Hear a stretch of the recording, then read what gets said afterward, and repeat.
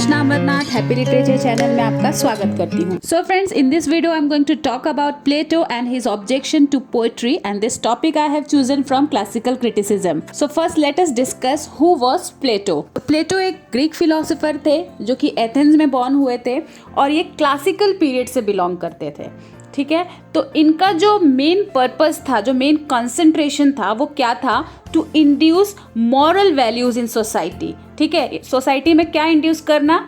Moral values. और वो ये चाहते थे कि सोसाइटी के जो लोग हैं वो यूनिवर्सल फैक्ट्स को समझे, जो यूनिवर्सल ट्रूथ है, जो अल्टीमेट ट्रूथ है, उसको समझे। तो he was a great moral philosopher and his primary concentration was to induce moral values in the society and to seek the ultimate truth. Now what do you mean by moral values? Moral values का क्या मतलब होता है? ये एक तरीके का guideline है, okay, which assist a person to decide between right and wrong. ठीक है, वो क्या असिस्ट करता है एक इंसान के अंदर कि क्या सही है, क्या गलत है।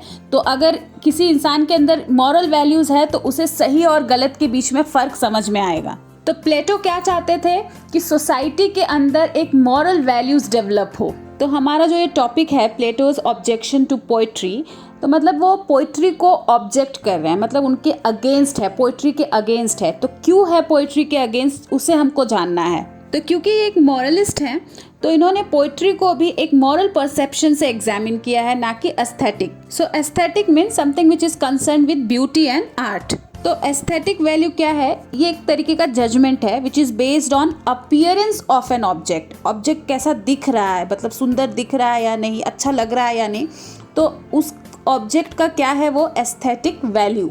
जैसे कोई भी चीज़ को देख के हमें कुछ अच्छा फील हो रहा है या फिर बुरा फील हो रहा है या फिर रोना आ रहा है, कोई प्लेजर मिल रहा है, तो उस चीज़ का वो क्या है? एस्थेटिक वैल्यू है।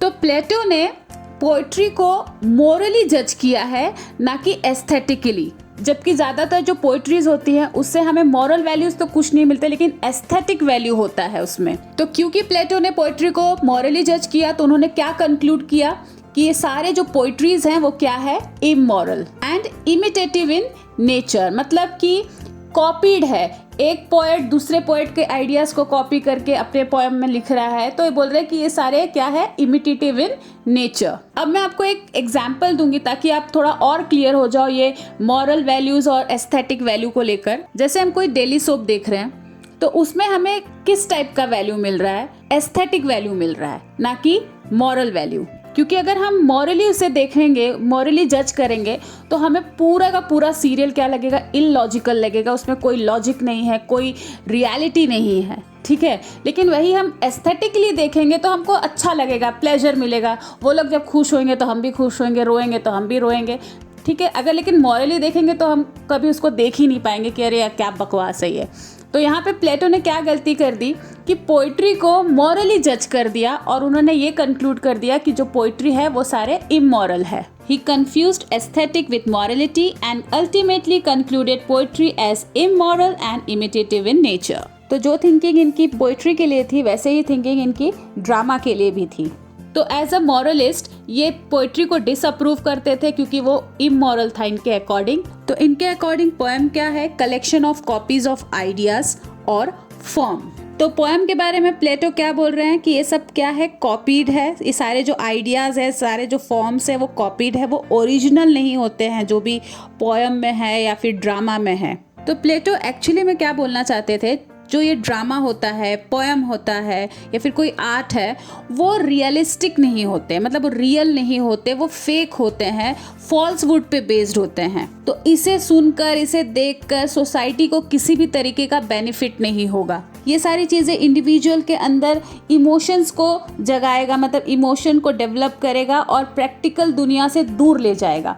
तो ये सारी बातें प्लेटो ने अपने एक बुक द रिपब्लिक में लिखा है। उन्होंने पोएम के अगेंस्ट लिखा है, उन्होंने ड्रामा आर्ट्स के अगेंस्ट लिखा है और उन्होंने फिलॉसफी को ज़्यादा स्ट्रेस दिया है, फिलॉसफी को बहुत ज़्यादा सपोर्ट किया है। तो उनके अकॉर्डिंग लिटरेचर ऐसा होना चाहिए जो किसी तरीके से सोसाइटी को बेनिफिट दे, मतलब सोसाइटी को इन्फ्लुएंस करें। तो वो इस तरीके से इन्फ्लुएंस करे कि कोई भी इंडिविजुअल अगर उस लिटरेचर को पढ़ रहा है तो वो मॉरली जो है वो डेवलप हो, So, according to Plato, poetry tends to arouse emotions, so the poet is not fit to be a good citizen.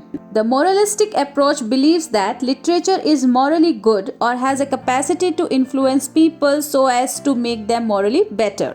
Plato thought that the bad and evil influences of literature should be kept from the young generation during their formative years. तो प्लेटो ने क्या कहा है कि जो young generation है उनके जो ग्रोइंग पीरियड रहता है उस वक्त ये जो आर्ट है, जो पोएम है, जो ड्रामा है, उसे दूर रहना चाहिए यंग जनरेशन को, ताकि उनका मॉरल डेवलपमेंट हो सके। तो प्लेटो फिलॉसफी को ज़्यादा इंपॉर्टेंस देते हैं पोइट्री या फिर ड्रामा के सामने। वो कहते हैं फिलॉसफी पोइट्री ड्रामा से ज़्यादा बेटर है क्योंकि वो आइडियाज से डील करता है, ट्रुथ से डील करता है। और पोएट जो है उनका काम किस पर बेस्ड रहता है, एक इल्यूजन पे बेस्ड होता है, मतलब जो उन्हें दिखाई देता है बस वही लिखते हैं वो, चाहे वो सच हो या ना हो, मतलब एक इमेजिनेशन पे बेस्ड है वो। So as a philosopher he disapproves a poem because it is based on falsehood. He is of the view that philosophy is better than poetry because a philosopher deals with ideas or truth, whereas poet deals with what appears to him. He believed that truth of philosophy was more important than the pleasure of poetry. He argued that most of it should be banned from the ideal society that he described in the Republic. Plato's three main objections to poetry are that poetry is non-ethical, philosophical and pragmatic. तो प्लेटो ने poetry को क्यों object किया, क्योंकि वो सोचते हैं कि पोइट्री जो है वो नॉन एथिकल है, नॉन फिलोसफिकल है और नॉन प्रैग्मेटिक है। So it is not ethical because it promotes undesirable passion, it is not philosophical because it does not provide true knowledge, and it is not pragmatic because it is inferior to the practical arts and therefore has no educational value. Pragmatic मतलब किसी problem का practical solution निकालना, practical way निकालना। तो प्लेटो के according जब poetry में ये तीन चीज़ें नहीं है तो उसका कोई एजुकेशनल वैल्यू नहीं है, तो उसे बच्चों को एटलीस्ट नहीं पढ़ाना चाहिए। तो फ्रेंड्स ये सारी चीज़ें ये ड्रामा के लिए, आर्ट्स के लिए भी यही सोचते थे। तो फ्रेंड्स इस वीडियो में बस इतना ही। आई होप ये टॉपिक आपको क्लियर हो गया हो। अगर आपको वीडियो अच्छा लगा है तो प्लीज़ इसे लाइक करना ना भूलिए, साथ ही साथ चैनल को भी सब्सक्राइब कर लीजिए। लिटरेरी क्रिटिसिज्म और थ्योरी से रिलेटेड और भी वीडियोज़ आने वाले हैं, तो मिलते हैं मेरे नेक्स्ट वीडियो में। तब तक के लिए आप अपना ख्याल रखिए। बाय।